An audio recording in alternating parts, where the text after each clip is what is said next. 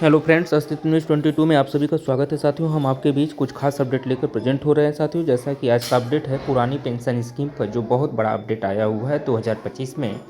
तो ओपीएस 2025 के बारे में हम विस्तृत जानकारी आपके बीच साझा कर रहे हैं। साथियों, जैसा कि ये अपडेट है कि पुरानी पेंशन स्कीम के तहत मिलेगी नई राहत। साथियों, जाने क्या है नया प्लान।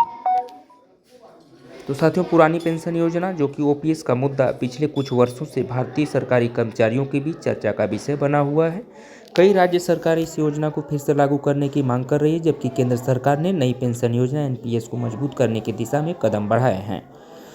जनवरी 2025 में इस संबंध में एक महत्वपूर्ण अपडेट आने की संभावना है साथियों, जिससे सरकारी कर्मचारियों के भविष्य पर असर पड़ सकता है। इस लेख में हम पुरानी पेंशन योजना के बारे में विस्तार से जानेंगे, इसके लाभ और चुनौतियां और हालिया विकास पर चर्चा करेंगे। साथियों, जैसा कि पुरानी पेंशन योजना ओपीएस का महत्व क्या है। तो साथियों, पुरानी पेंशन योजना एक ऐसी योजना है जो सरकारी कर्मचारियों को उनके सेवाकाल के दौरान अंतिम वेतन का 50% पेंशन के रूप में प्रदान करती है। यह योजना उन कर्मचारियों के लिए विशेष रूप से महत्वपूर्ण है जो 1 जनवरी 2004 से पहले नियुक्त हुए थे। इसके विपरीत नई पेंशन योजना यानी एनपीएस में कर्मचारियों को अपने वेतन का एक हिस्सा योगदान करना होता है। साथियों, उनकी पेंशन उनके योगदान पर आधारित होती है। तो ओपीएस और एनपीएस के बीच अंतर क्या है साथियों। तो जैसा कि विशेषता और पुरानी पेंशन योजना और नई पेंशन योजना। पेंशन की गणना पुरानी पेंशन में अंतिम वेतन का 50%, नई पेंशन में योगदान पर आधारित। कर्मचारी योगदान पुरानी पेंशन में कोई योगदान नहीं, नई पेंशन में वेतन का 10%। सरकारी योगदान विशेषता जो पुरानी पेंशन में कोई योगदान नहीं, नई पेंशन में वेतन का 18.5%। पेंशन की गारंटी पुरानी पेंशन में हाँ और नई पेंशन योजना में नहीं। साथियों, लाभार्थी पुरानी पेंशन में सभी सरकारी कर्मचारी, नई पेंशन में नई भर्ती कर्मचारी। अवकाश के बाद लाभ पुरानी पेंशन में जीवन भर और नई पेंशन में मृत्यु तक सीमित। साथियों, जनवरी 2025 में संभावित परिवर्तन क्या है। तो केंद्र सरकार ने हाल ही में पुरानी पेंशन योजना को लेकर कुछ महत्वपूर्ण घोषणाएं की है। जनवरी 2025 में इस योजना के पुनः लागू होने की संभावना है।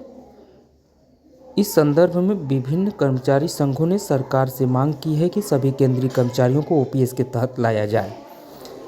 हालांकि वित्त राज्य मंत्री ने स्पष्ट किया है कि वर्तमान में ओपीएस को लागू करने का कोई प्रस्ताव विचाराधीन नहीं है। साथियों, ओपीएस के लाभ क्या हैं। जैसे नंबर 1 है वित्तीय सुरक्षा, जो कि ओपीएस कर्मचारियों को उनके सेवाकाल के बाद वित्तीय सुरक्षा प्रदान करता है। नंबर 2 है सामाजिक सुरक्षा। यह योजना उन कर्मचारियों के लिए एक सामाजिक सुरक्षा कवच बनाती है जो आर्थिक संकट का सामना कर सकते हैं। नंबर 3 है सीमित योगदान, जो कि ओपीएस में कर्मचारियों को कोई मासिक योगदान नहीं देना होता है, जिससे उन्हें अपनी पूरी तनख्वाह मिलती है। साथियों, ओपीएस की चुनौतियां क्या है। नंबर 1 है राजकोषीय बोझ, जो कि आरबीआई ने चेतावनी दी है कि ओपीएस को लागू करने से राज्यों पर वित्तीय दबाव बढ़ सकता है। नंबर 2 है सुधार की आवश्यकता। साथियों, एनपीएस को सुधारने की आवश्यकता महसूस की जा रही है ताकि यह अधिक आकर्षक बने।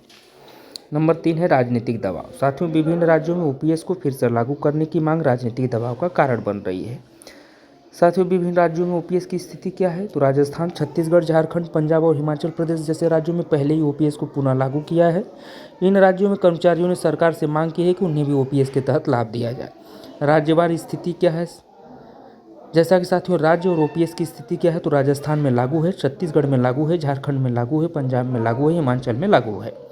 निष्कर्ष निकल के आता है साथियों, पुरानी पेंशन योजना जो कि केंद्र और राज्य सरकारों के लिए एक संवेदनशील मुद्दा बन चुकी है। जनवरी 2025 में संभावित परिवर्तनों के साथ यह देखना दिलचस्प होगा कि सरकार किस दिशा में आगे बढ़ती है। कर्मचारी संघों द्वारा उठाई गई मांगों और आरबीआई द्वारा दी गई चेतावनियों के बीच यह स्पष्ट होता जा रहा है कि ओपीएस का भविष्य अनिश्चित बना हुआ है। जैसा कि साथियों, नंबर 1 है पुरानी पेंशन योजना सरकारी कर्मचारियों के लिए वित्तीय सुरक्षा प्रदान करती है। नंबर 2 है आरबीआई ने ओपीएस को लागू करने पर चेतावनी दी है। नंबर 3 है विभिन्न राज्यों ने पहले ही ओपीएस को पुनः लागू किया है।